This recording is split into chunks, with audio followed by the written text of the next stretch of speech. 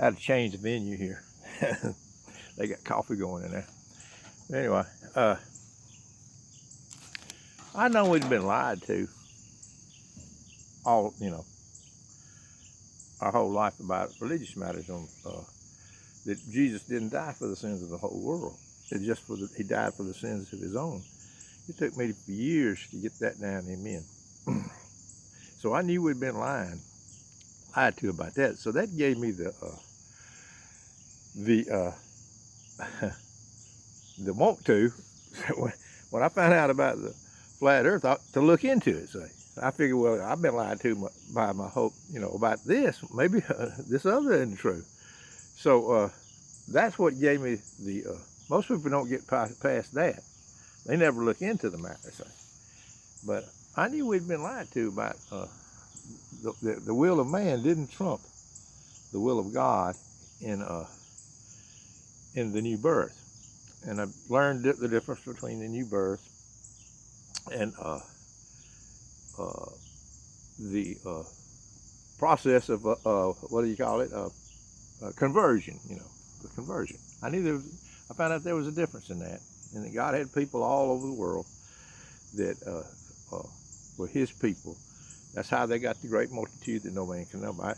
I was just dumbfounded by that. God showed me that in my old, as I was older. But anyway, let me get over here to the flat Earth thing.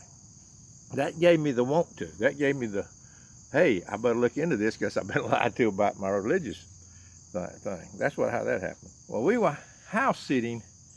One of my children's had a house that nobody's living in. We were house sitting it in our, we were retired and we were house sitting. And in this house, there were people all around it that, in this little mill village, old mill village. It's not a mill village now. All the cotton mills moved away. But it was still a mill village. And people had this internet all around. But we didn't have it. We didn't have the internet. But anyway, my kids, they all had the internet, phones and everything. They were trying to show me. And I said, no, I don't need all that. I had a little flip phone. No, we don't need all that. We got our little flip phones. You know how we are. And my wife found out she could talk to her friends up north and on this Facebook thing, but you needed a laptop. And so I went against that, against my will. I said, no, we don't need no laptop. Then we'd have a bill with the internet. Well, kids was over there one night. They had a laptop and it came in. So anyway, we got us a laptop, and lo and behold, we were getting the internet out of the sky from somewhere, our neighbors, for a long, long time in this little mill village. Somebody, by divine providence, didn't lock theirs up, So anyway, so we were getting it out of the sky on her little laptop that I finally broke down and see, all this was against my will. It wasn't a contrived thing that I was going to get into. So she started doing a little Facebook thing. So I walked by one day. I'd have got to where I mash buttons, look up stuff about the sovereignty of God and different things like that about religious matters. And I walked by one day and punched the button, and there was some fellas there talking about Joshua's longest day. How Joshua, and then they gave a bunch of other scripture where the earth was affixed and wasn't moving, brothers and sisters. And I said, what? Because we've all been taught this other thing, about that. I said, then it made sense to me. I said, look, I'm looking into this. I'm going to look into this matter. It turns out that the scripture was full of not all this other stuff, just not into the shape yet, just the fact that it was a fixed, immovable. It was fixed and immovable. And I knew if it was fixed and immovable, Joshua's longest day, the sun, moon, and the sun and moon stopped in the midst of heaven. Say, brother and sister. When I saw that, these people were filling me in on that. I don't know if you can find. Went back and looked for it. You can't find all that stuff now. But fixed and immovable. At this time, this flat Earth was all over the internet. So I says, hey, I'm looking into this. So I started looking into it. Turns out there's all this scripture about a fixed earth. And I knew if the earth was fixed and immovable, we were being lied to about the supposed moon landing, about everything. And that was the beginning of a whole new life. A whole new life started right there. What I mean is, I went outside I went outside and I stood up and I looked up at God's heaven. It was in the daytime. And I says, we're not moving. And it's not moving beneath my feet. And then I began to think, this is wonderful. What a wonderful revelation God allowed me to have. He'll show you great and mighty things that you know not. Well, that was one of the things, that was a great and mighty thing that I didn't know about, brothers and sisters. And anyway, I was floored for about a year or so there, telling people, it's all thinking you crazy. But you want to tell people. But what I found out later is, unless God opens the eyes of the people, certain people he hasn't opened. I'm just, they can't see it. You can talk yourself blue in the face, and they're not going to see it because it's not their time yet. I don't get, it's a blessing. It's a revelation. God has to reveal. Jesus Christ has to be revealed to you that he's the Son of God. Well, every truth has to be revealed to you by God, brothers and sisters. But anyway, that's how it happened. I walked by, we were house sitting, and she got that laptop. I mashed the button one day, got up enough nerve to mash the button on that little computer, and people started informing me. I believe this stuff is from God. This revelation of flat earth is from God. It's not an accident. But anyway,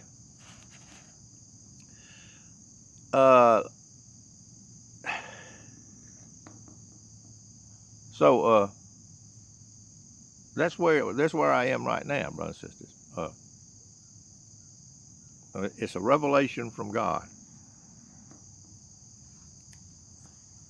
And the whole matter of the shape of the earth, everybody talks about it.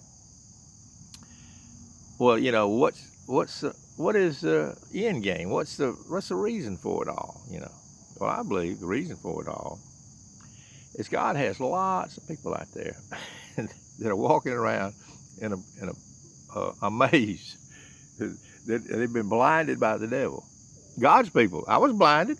I hope I was one of God's people, and I was blinded for most of my whole life.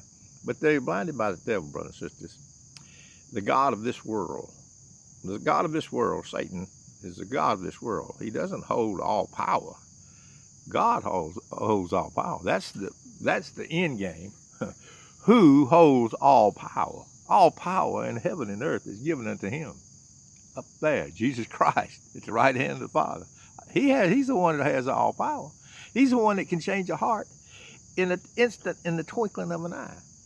So all this did is make God more real to me. That's all it did. It made God more real. And that's what it's doing out there now. It's making God more real. They're saying, wow. That's what I said. Wow. This is really a present evil world that we're living in, brothers and sisters.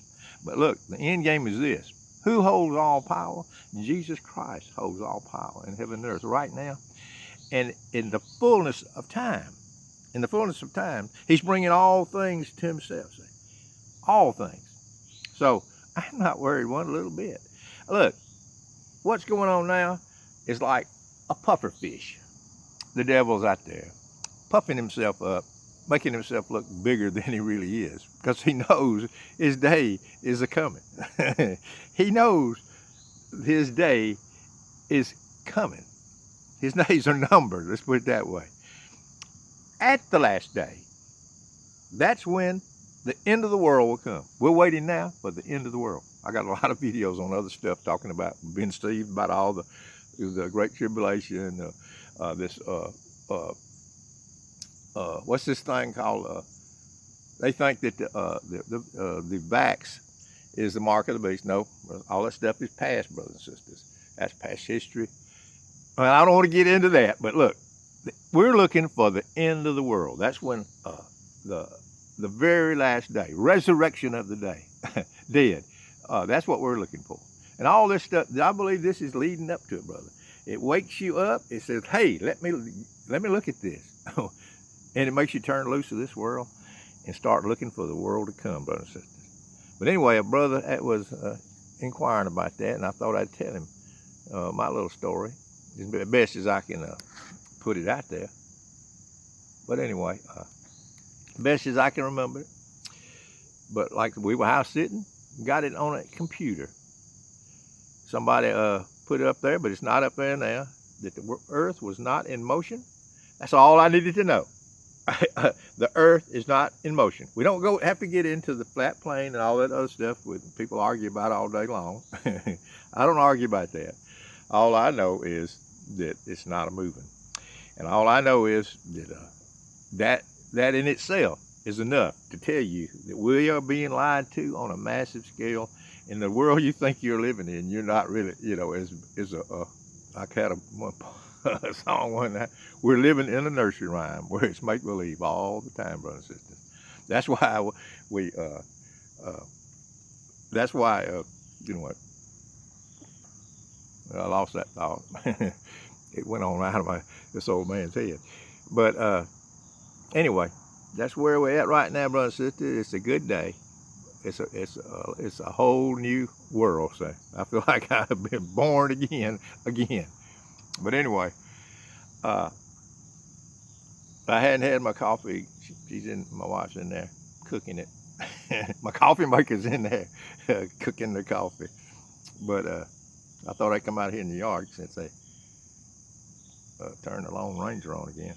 But anyway, I just want to say, appreciate everybody that comments, and everybody just, if they want to, put the comments in the column there, and give me a thumbs up or a thumbs down. And I'm gonna go get my coffee here right now so I can think. But peace and love to everybody, even my enemies out there, because who knows? In the twinkling of an eye, he can quicken you by his spirit if you're not born from above. And you're a brother. That's why we have to be careful.